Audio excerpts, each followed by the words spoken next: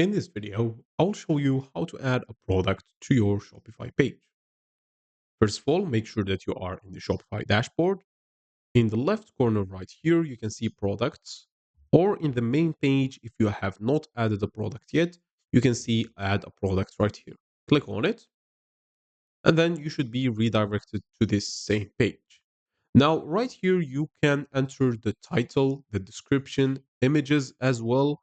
Choose the category of the product, which you can create as well for yourself, the pricing, cost per item, and so on. I will fill some of this information and be right back. So now you can see that I filled some information like the title, the description.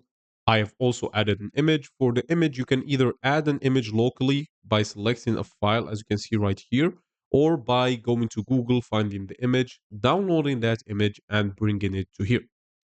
You can also determine the price, the compare as price, the cost per item, the profit, it will show up right here, the margin. You can also track the quantity, enter the quantity right here. You can also select the category meta fields, which are like the age group, the target gender. For example, if I want this to be just men, I can add just men right here. As you can see right here, I can add it and I'll be good to go. And then all you'll have to do is make sure that you save the product, and that's it. Thanks for watching.